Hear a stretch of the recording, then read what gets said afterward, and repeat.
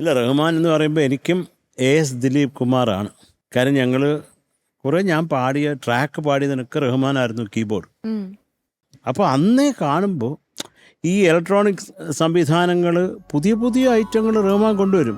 ആദ്യമായിട്ട് ഞാനൊരു സാമ്പിളർ, ഒരു കൊച്ചു സാമ്പിളർ കാണുന്ന റഹ്മാൻ്റെ കയ്യിലാണ്. അപ്പോൾ അത് അന്ന് രാജാമണി ചേട്ടനായിരുന്നു കണ്ടക്ട് ചെയ്തത്.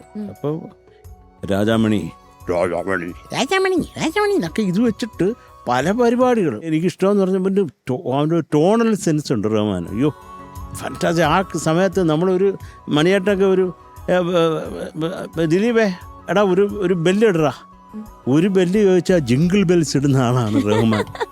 പിന്നെ കേൾക്കാത്ത ടോണുകൾ, കേൾക്കാത്ത സാമ്പിൾസ് എല്ലാം വളരെ മനോഹരമായിട്ട്. കാര്യം ഉഗ്ര ഒരു എഞ്ചിനീയറും കൂടാണ് റഹ്മാൻ. നമ്മളത് പറയുമ്പോൾ അതെല്ലാം പറയണമല്ലോ. അത് പിന്നെ ഒരു ടോണൽ സെൻസ്, ഏത് ലേയേഴ്സ് തന്നെ റഹ്മാൻ്റെ ലേയേഴ്സ് എന്ത് ബ്യൂട്ടിഫുള്ളാണെന്നറിയാം. ചിലതൊക്കെ കേട്ടാൽ നമ്മൾ അന്തപ്പെട്ടു പോകും. പിന്നെ ഒരു ഉഗ്രം കമ്പോസറാണ്, അത് പറയാതിരിക്കാൻ വയ്യ. എത്രയോ പാട്ടുകൾ നമ്മൾ ജനങ്ങൾ കേൾക്കാത്ത കുറേ പാട്ടുകളാണ് റഹ്മാൻ്റെ എനിക്കുള്ള ഫേവറേറ്റ്സ്. ഇപ്പോൾ റഹ്മാനെ, ലവ് യു, ഹാപ്പി ബർത്ത്ഡേ.